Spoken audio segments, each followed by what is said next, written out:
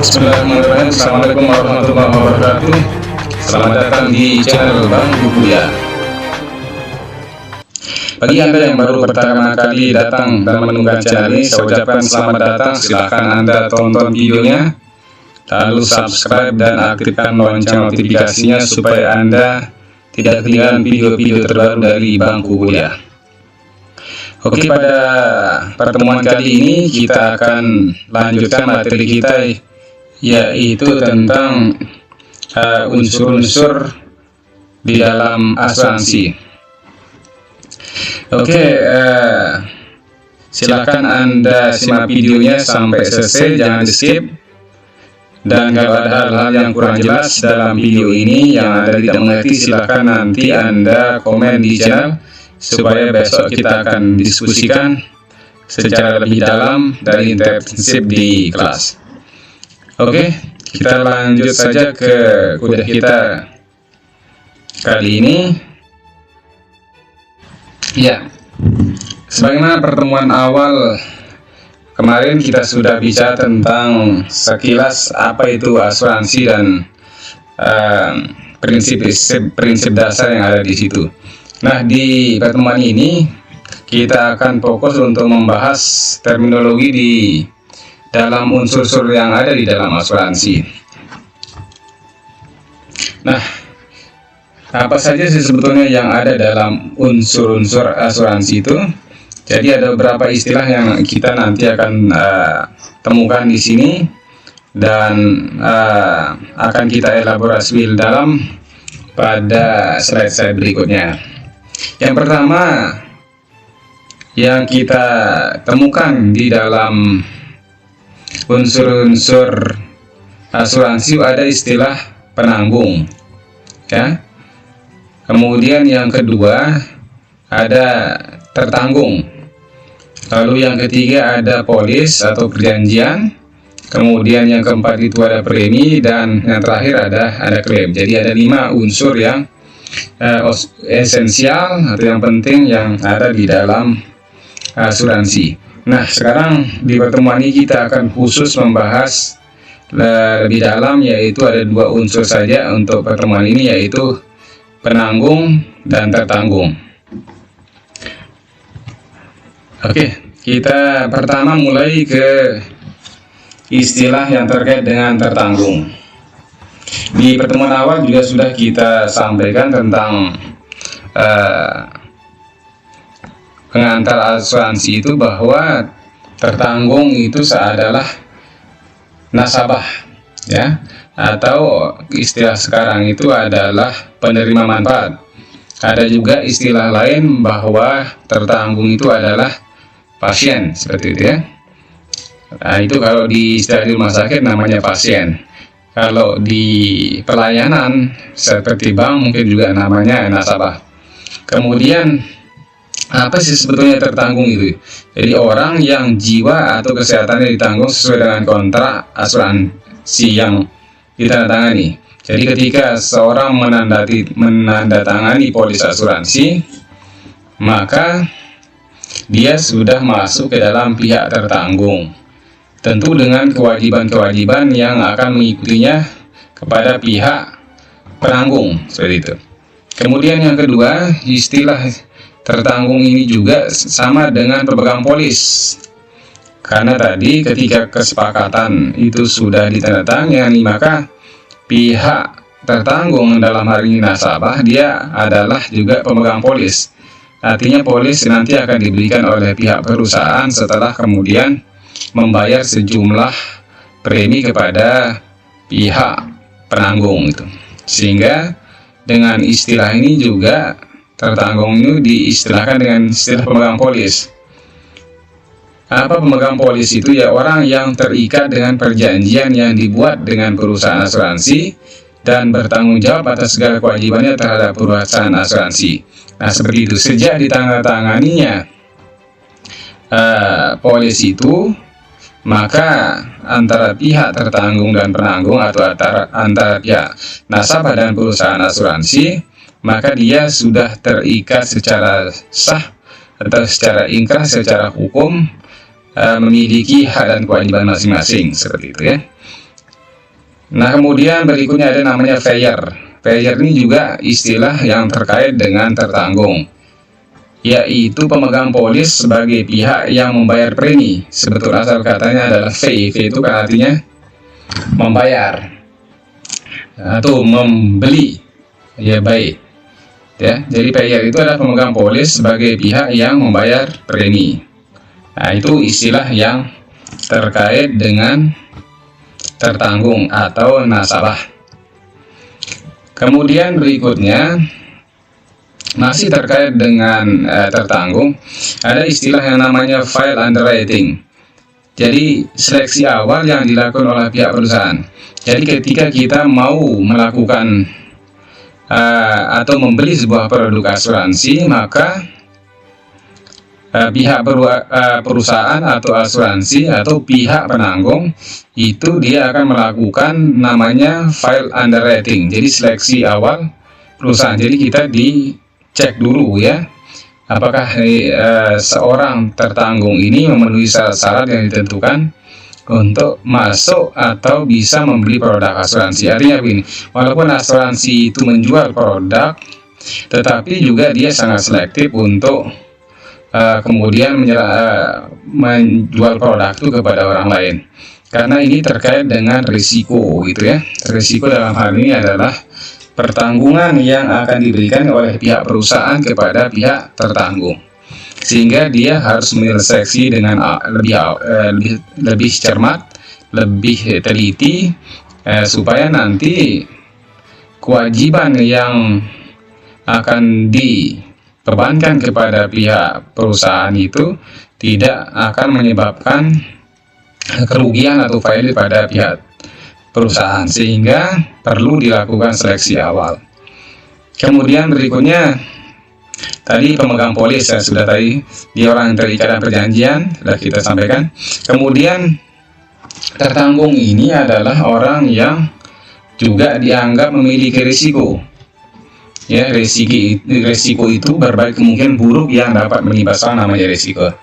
Nah, sebagaimana penjelasan awal bahwa asuransi itu salah satu cara kita untuk mengalihkan atau memanage risiko. Jadi dalam hal ini adalah mentransfernya kepada orang lain. Dalam hal ini tentu adalah pihak perusahaan. Makanya tertanggung ini sangat terkait erat dengan risiko, seperti itu. Apa dampak risiko itu nanti pada pertemuan yang lain kita akan lihat. Karena semakin tinggi risiko, maka tentu pihak perusahaan juga akan mengatur bagaimana premi yang akan dibayarkan kepada pihak tertanggung, seperti itu. Nah, bagaimana syarat seorang tertanggung?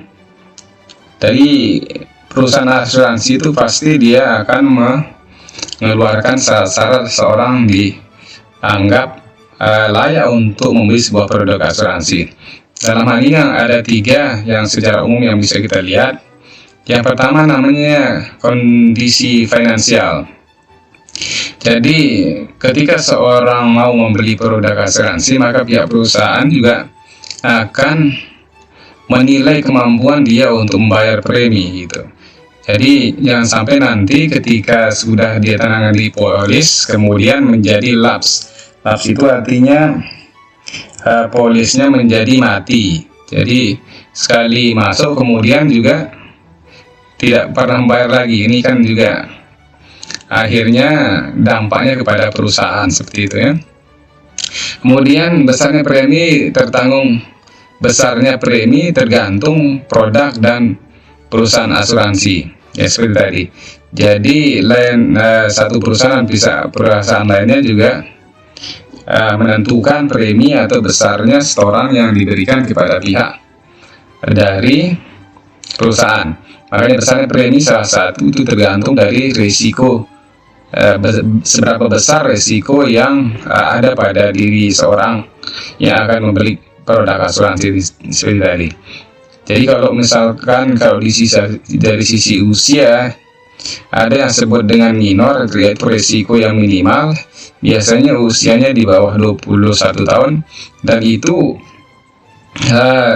membayar preminya pasti dia akan kecil dibanding dengan orang yang di atas 50 tahun. Tentu risiko kaitan dengan penyakit, kalau dia membeli produk asuransi kesehatan, maka tentu risikonya lebih banyak, sehingga tentu preminya juga akan mengikutinya. Jadi semakin rendah usia atau semakin sehat seseorang, maka preminya juga akan semakin kecil, seperti itu. Kemudian yang kedua, usia saat mengajukan asuransi. Nah, tadi. Jadi usia di bawah 35 tahun pasti biaya preminya menjadi kecil. Tapi kalau di atas 50 tahun seperti tadi, itu perusahaan juga akan menentukan preminya pasti berbeda dan jauh lebih besar dibanding yang orang yang punya risiko kecil. Berikutnya, kesehatan nasabah. Nah, tadi di awal saya sampaikan bahwa syarat untuk menjadi nasabah itu harus sehat. Jadi tidak mungkin perusahaan itu akan setuju untuk merekrut orang atau menjual produk kepada orang yang sehat atau sudah memiliki risiko. Nah, itu ya. Jika risiko pada nasabah tinggi, maka kemungkinan untuk diterima menjadi nasabah ini menjadi kecil. Ini yang syarat menjadi tertanggung. Jadi 3 aspek, ingat: kondisi finansial, usia saat mengajukan asuransi, dan kesehatan nasabah. Nah, gitu ya. Sekarang kita lanjut pada sesi kedua dari unsur yang ada pada asuransi, yaitu penanggung. Nah, apa saja sih istilah-istilah yang terkait atau sinonim yang terkait dengan penanggung? Kita lihat pertama penanggung ya. Penanggung itu satu atau lebih perusahaan asuransi yang akan memberikan ganti rugi kepada tertanggung atas kerugian yang dideritanya sesuai dengan polis.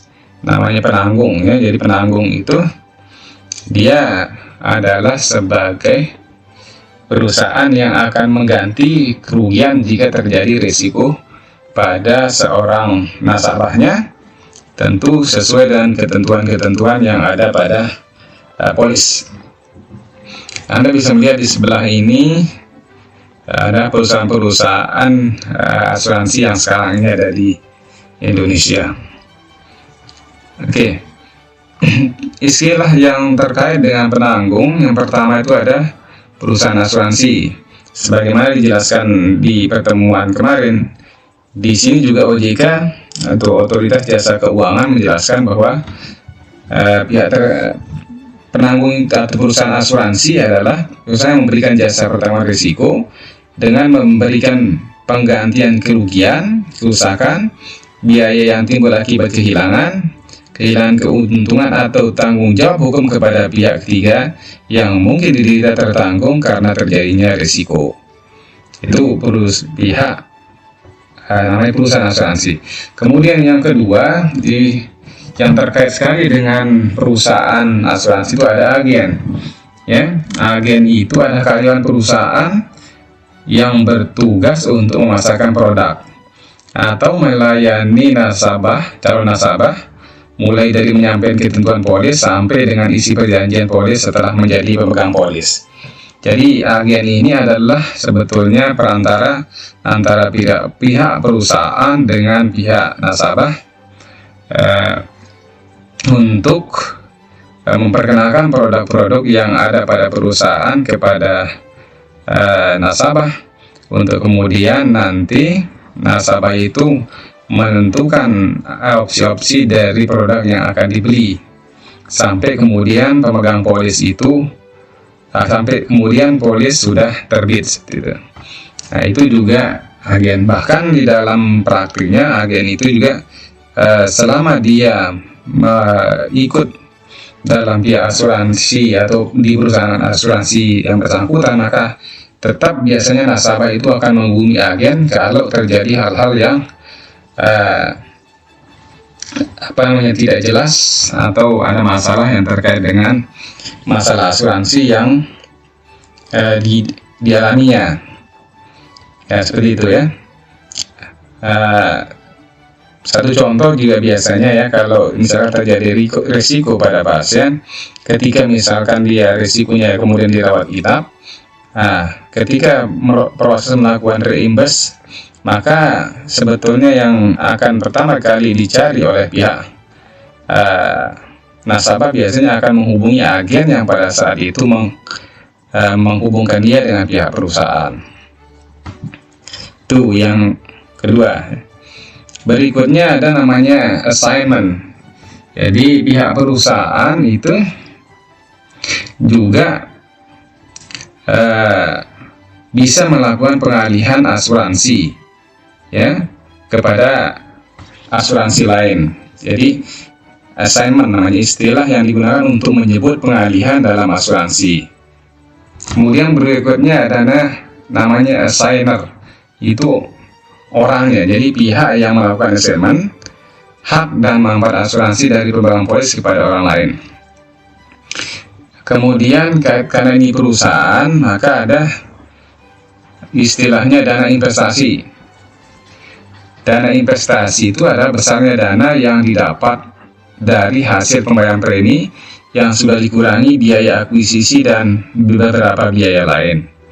Jadi ketika seorang nasabah itu memberikan setoran atau premi untuk membayar polis, maka dana itu akan masuk ke pihak perusahaan, kemudian perusahaan akan menginvestasikannya di berbagai bidang untuk perputaran perkembangan modal. Jadi artinya dana yang kita setorkan kepada pihak perusahaan itu nanti oleh perusahaan kemudian diinvestasikan di perusahaan-perusahaan yang memiliki profit besar seperti itu ya, biasanya dalam bentuk saham itu diinvestasikannya. Nah, kalau tergantung di perusahaannya. Kalau perusahaannya misalkan perusahaan asuransi syariah, maka biasanya dia akan menginvestasikan dana itu kepada produk-produk yang halal seperti itu. Tapi kalau dia konvensional itu dia tidak terlalu memperhatikan hal seperti itu untuk melakukan investasi. Berikutnya ada namanya endowment plan. Program asuransi dengan dua manfaat, proteksi dan tabungan. Ya, jadi ini salah satu produk sebetulnya yang dikeluarkan oleh perusahaan asuransi. Jadi asuransi itu bisa sekaligus dua manfaat yang diberikan kepada pihak nasabah. Itu bisa proteksi juga bisa tabungan. Nah, seperti apa modelnya nanti kita akan bahas pada sisi jenis dari produk asuransi. Oke, berikutnya istilah lain yang masih terkait dengan pihak perusahaan asuransi atau pihak penanggung itu namanya Explanation of Benefits atau EOB, yaitu surat dari perusahaan asuransi sebagai tanda penerimaan klaim yang diberikan kepada pemegang polis. Ya, jadi ini adalah semacam surat penjelasan gitu ya kepada pemegang polis. Jadi surat dari perusahaan asuransi sebagai tanda penerimaan klaim yang diberikan kepada pemegang polis. Jadi buktinya seperti itu ya. Kemudian ada namanya file underwriting. Jadi seleksi awal yang dilakukan oleh pihak perusahaan. Tadi juga di awal kita sampaikan ini juga terkait dengan pihak tertanggung tadi. Jadi perusahaan itu akan menseleksi ketika dia akan menjual produk kepada nasabah. Jadi melalui proses namanya file underwriting. Berikutnya yaitu investment linked plan, yaitu istilah yang merujuk pada asuransi unit link yang menawarkan manfaat proteksi dan investasi. Nah, ini juga salah satu bentuk dari produk. Selain produk yang tadi dijelaskan pada endowment plan, di sini juga ada namanya investment link plan. Jadi, kalau di sini penekanannya pada proteksi dan investasi. Tapi kalau pada endowment plan itu penekanannya adalah pada proteksi dan tabungan. Kemudian berikutnya ada yang dijaminkan oleh pihak perusahaan yaitu perlindungan, makanya namanya jaminan perlindungan. salah satu jaminan yang diberikan oleh perusahaan asuransi sehingga pemegang polis bisa membeli produk asuransi tambahan tanpa perlu proses seleksi. Ini jaminan perlindungan. Jadi kalau misalkan ada seorang nasabah kemudian dia mau membeli produk tambahan, maka dia tidak perlu lagi proses seleksi seperti pembelian awal. Kemudian berikutnya ada namanya key employee atau key person.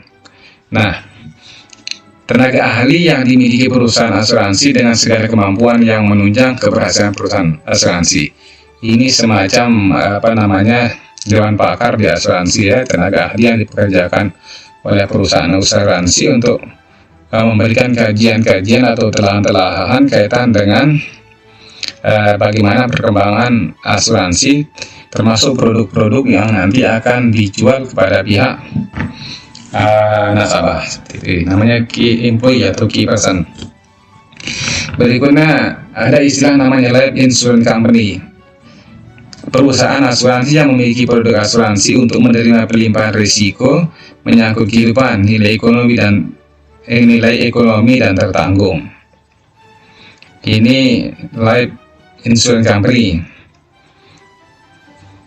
Kemudian berikutnya ada namanya late remittance offer, yaitu penawaran akhir dari perusahaan asuransi yang digunakan untuk memulihkan polis nasabah yang batal.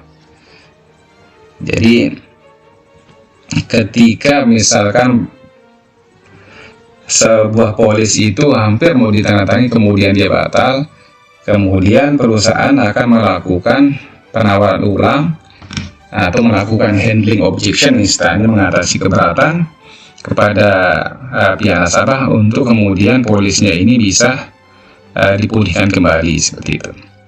Kemudian berikut ada namanya mail kit.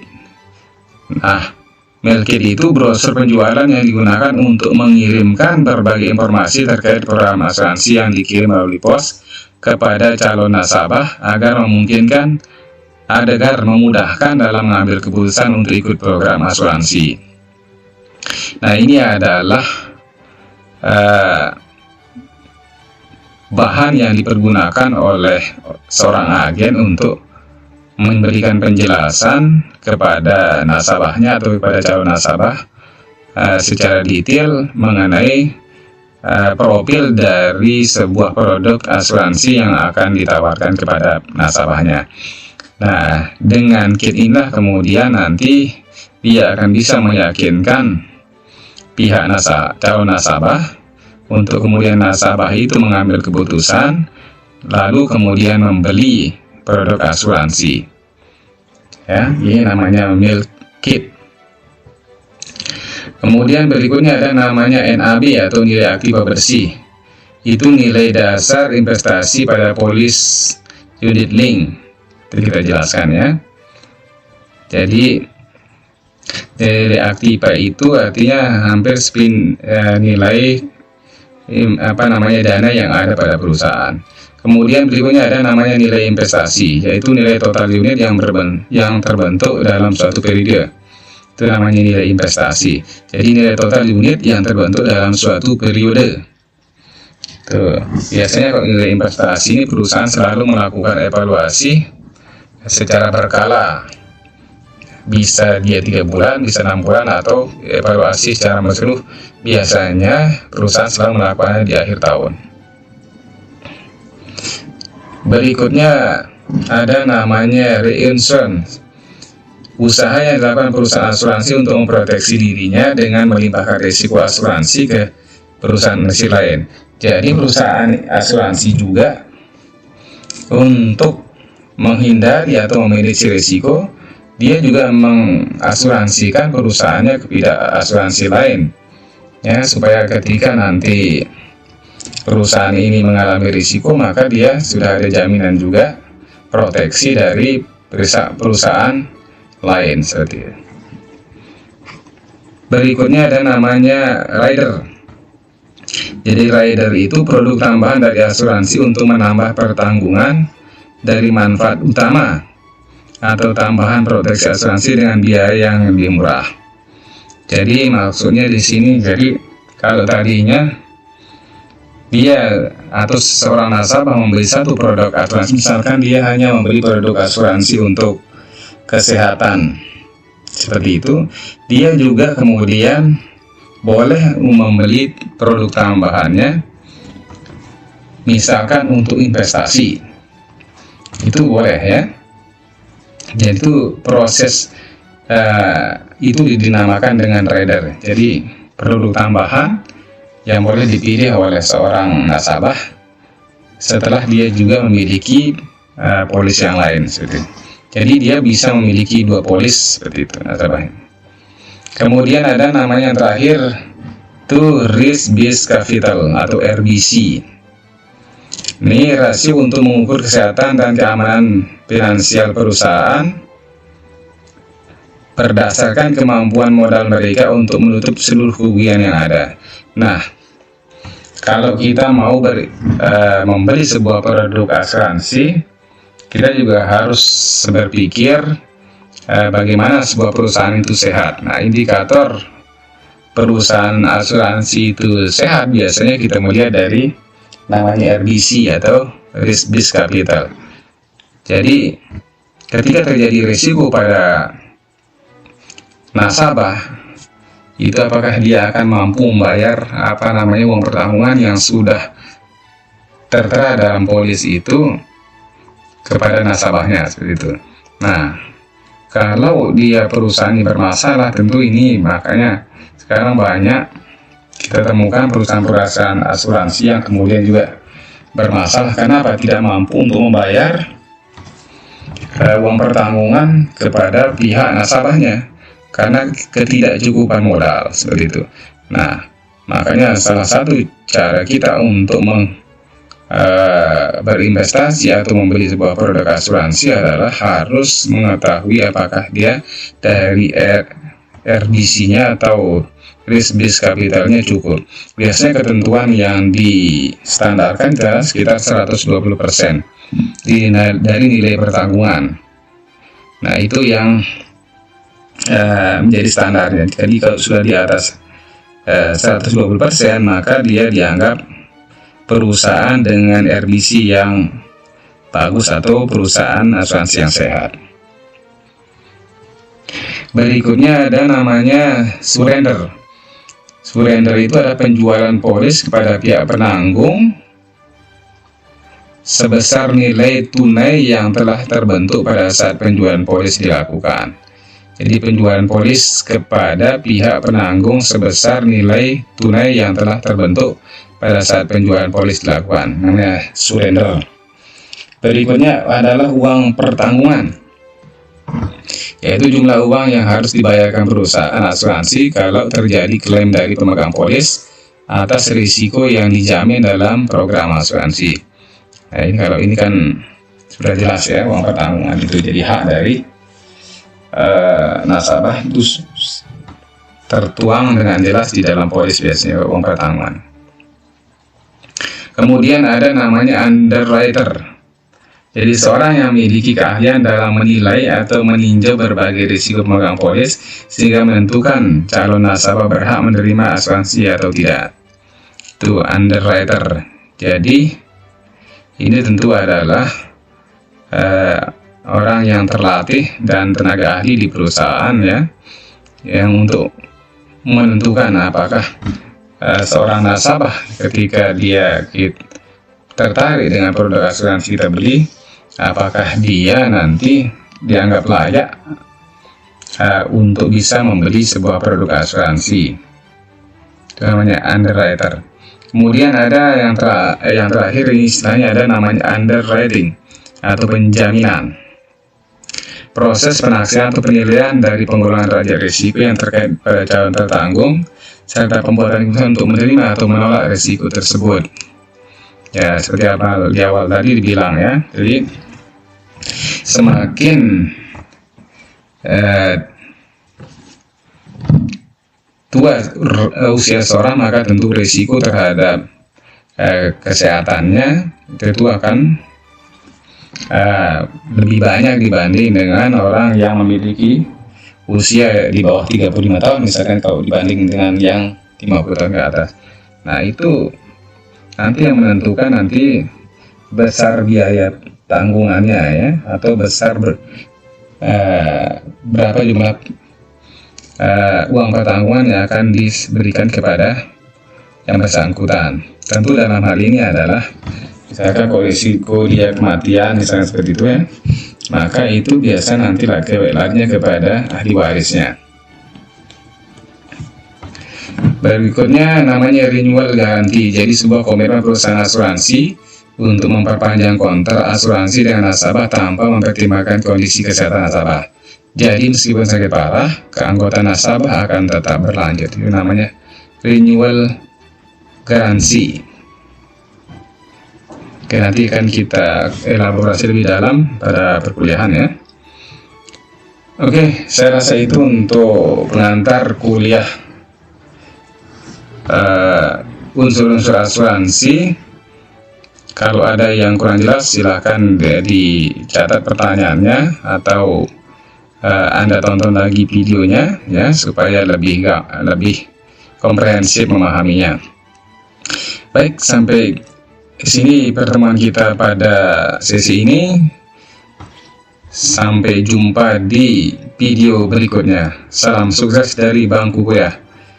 Assalamualaikum warahmatullahi wabarakatuh.